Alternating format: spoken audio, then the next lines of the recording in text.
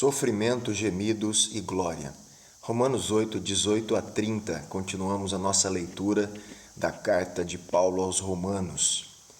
Porque para mim tenho por certo que os sofrimentos do tempo presente. Lembra que a gente vem falando nos outros vídeos da tensão das eras. E ele novamente usa no tempo presente. Que tempo presente? Deixa eu contextualizar novamente. Nós sabemos que a humanidade ela foi criada à imagem e à semelhança de Deus no primeiro casal.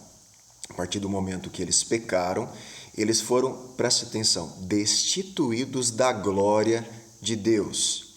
A partir desse momento, nós estamos no que Paulo chama de tempo presente, uma era em que ainda o sofrimento provindo da maldição do pecado está atuando intensamente no nosso mundo, e nós sabemos disso porque sentimos isso diariamente no nosso viver. Então nós ainda já salvos, justificados por Cristo, mas nós ainda estamos vivendo nesse tempo presente que ainda está sendo afetado pelo sofrimento do pecado e da perda da glória, do distanciamento da glória de Deus original. E ele continua, olha que interessante, não podem ser comparados com a glória a ser revelada em nós. Então nós estamos num tempo que a humanidade está destituída da glória de Deus, num tempo presente de sofrimentos. Mas esse tempo presente de sofrimento ele não pode ser comparado à glória a ser revelada em nós, os salvos. E ele continua, a ardente expectativa da criação aguarda a revelação dos filhos de Deus. Aqui uma observação já, o salvo já possui a glória de Deus, mesmo nessa era de sofrimento. No entanto, no momento, porém, a glória divina está presente de modo invisível e reside no coração, no interior do cristão. Somente na volta de Cristo ela será revelada publicamente no corpo ressurreto do cristão. Acompanhe o raciocínio aí novamente. E a criação toda, olha que interessante, versículo 19 novamente. Toda a criação, ela aguarda, gente, a manifestação dos filhos de Deus, ou, na verdade, a manifestação da glória de Deus através dos filhos de Deus que foram salvos e que vão ter a glória revelada de forma plena. Versículo 20. Pois a criação está sujeita à vaidade, não por sua própria vontade, mas por causa daquele que a sujeitou, na esperança de que a própria criação será libertada do cativeiro da corrupção para a liberdade da glória dos filhos de Deus. Então, existe aqui um estado de glória para o ser humano, para o corpo humano e para a criação prometida, um estado original que foi perdido, que estava lá de alguma forma no Éden, por causa da imagem de Deus e da criação boa. Após o pecado, a criação se desestrutura, ela é sujeita, escravizada, como diz aqui, a vaidade e a corrupção, a um cativeiro de corrupção. Esse é o estado da criação, ela está em um estado de corrupção, de calamidade devido ao pecado do ser humano e o ser humano destituído da glória de Deus.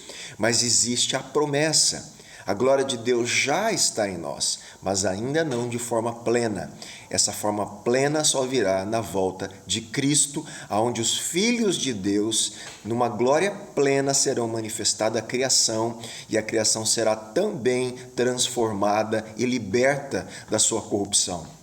Versículo 22. Porque sabemos que toda a criação, a um só tempo, geme e suporta angústias até agora.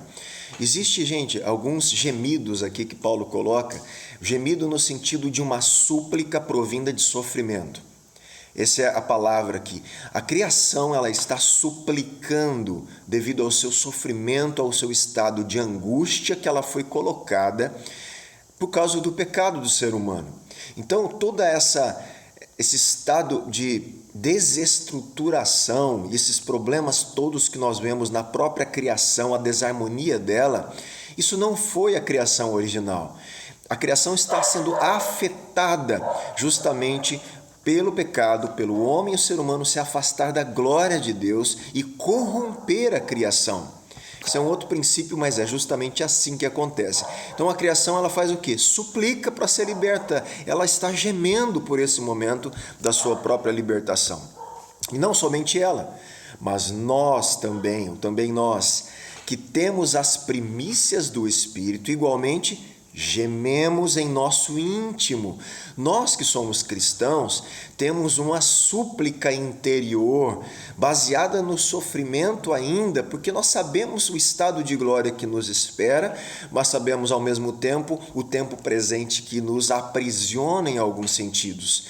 Então, gememos em nosso íntimo pelo quê? Suplicando pelo quê? Aguardando a adoção de filhos, a redenção do nosso corpo. Gente, no vídeo anterior, nós falamos que o espírito de adoção está sobre nós e nos adotou. Olha que interessante, nós já somos adotados em uma perspectiva, em um aspecto, uma dimensão da adoção. Mas ela não está plena, porque para essa adoção ser plena, eu preciso sofrer, experimentar a transformação, a redenção do corpo físico, onde o corpo físico nosso será também ressuscitado, redimido de forma plena. E aí não teremos nenhuma tensão mais em nós de pecado, de cobiças, de desejos, de maldições, de dores, tristezas, porque tudo isso reside como influência no nosso corpo, no aspecto natural ainda físico, nessa dimensão que nós vivemos e temos contato com esse mundo. O nosso corpo será redimido, transformado para experimentar a glória de Deus e refletir a glória de Deus. Então a criação geme para ser liberta, nós gememos porque aguardamos a plenitude da adoção pela redenção do corpo. 24, porque na esperança somos salvos. Olha que interessante. Essa esperança que temos, então nela, nessa esperança escatológica está a nossa salvação. E é para lá que nós estamos indo, para lá que a nossa mente, o nosso coração, nossa visão, nosso desejo tem que firmar. Eu quero viver de acordo com aquilo que eu serei. É completamente filho de Deus que agrada ao Pai de forma plena. Ora, esperança que se vê não é esperança, pois quem espera o que está vendo? Mas esperamos o que não vemos, com paciência o aguardamos. Da mesma maneira, também o Espírito nos ajuda em nossa fraqueza, porque não sabemos orar como convém, mas o próprio Espírito intercede por nós com gemidos inexprimíveis, súplicas do próprio Espírito Santo de Deus pela nossa vida. Então aqui no texto Paulo coloca que a criação geme porque ela quer ser liberta da corrupção que o pecado a colocou. O ser humano redimido, salvo, geme porque ele anseia pela glorificação final do seu corpo. E o Espírito geme por nós, intercedendo por nós nas nossas fraquezas, quando não sabemos como orar. 27. E aquele que sonda o coração sabe qual é a mente do Espírito, porque intercede pelos santos de acordo com a vontade de Deus. Sabemos que todas as coisas cooperam para o bem daqueles que amam a Deus, daqueles que são chamados segundo o seu propósito. Gente, nós sabemos aqui que o bem do contexto aqui que Paulo está colocando é o quê? Qual é a expectativa do ser humano? Qual é o bem prometido? A restituição da glória de Deus, da imagem de Deus em nós. Preste muita atenção. O texto tem um contexto. Eu não posso tirar esse versículo fora desse contexto e dizer que Deus vai me dar tudo o que eu quero. Todas as coisas cooperam para o bem daqueles que amam a Deus. Então, tudo que é bem que eu quero, Deus vai me dar. Gente, não tem nada a ver com o texto, não tem nada a ver com o versículo, nada a ver com o contexto. Sabemos que todas as coisas cooperam para nos conduzir a essa imagem de Deus, para nos conduzir a essa promessa, a essa esperança de corpos glorificados. Tudo vai cooperar para resgatar em nós a imagem perdida pela salvação, a imagem de Deus em nós. Nós que amamos a Deus, que fomos chamados segundo o seu propósito. Pois aqueles que Deus de antemão conheceu, ele também predestinou. Predestinou para quê? Para serem conformes à imagem de seu filho. Esse é o bem, a imagem do filho. Todas as coisas vão cooperar para o bem. Que bem? De você se tornar a imagem do filho. Que filho? Jesus Cristo. Com a finalidade de que Jesus seja o primogênito entre muitos irmãos.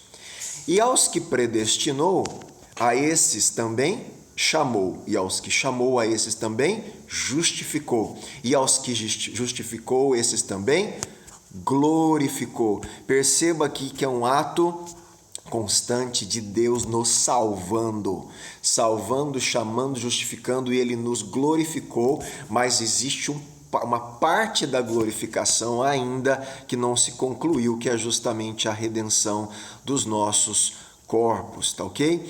Aqui as considerações finais.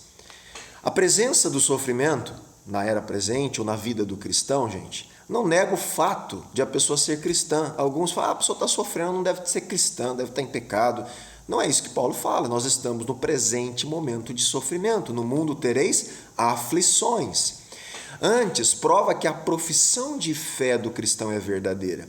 Os cristãos devem respeitar não apenas o corpo humano, mas também a parte não humana da criação, pois ambos participarão da nova criação. Então, os cristãos são aqueles primeiros que deveriam respeitar a criação, porque a criação geme e Deus também irá restaurá-la. Ele promete novos céus e nova terra. O Espírito Santo intercede pelos cristãos até quando eles não sabem qual é a vontade de Deus. Graças a Deus por isso. O Espírito Santo geme, suplica pela nossa própria vida para que a imagem do Filho seja gerada em nós. A ação redentora de Deus em favor de seu povo os manterá em segurança por toda a eternidade. E aqui voltamos, né? Sofrimento, gemidos e glória. Estamos num tempo de sofrimento. A criação, o ser humano e o Espírito geme pela glorificação de todas as coisas. E a glória nos está prometida, que a gente possa colocar os olhos nessa esperança que nos salva, conforme Paulo diz aqui. Deus te abençoe, meu irmão.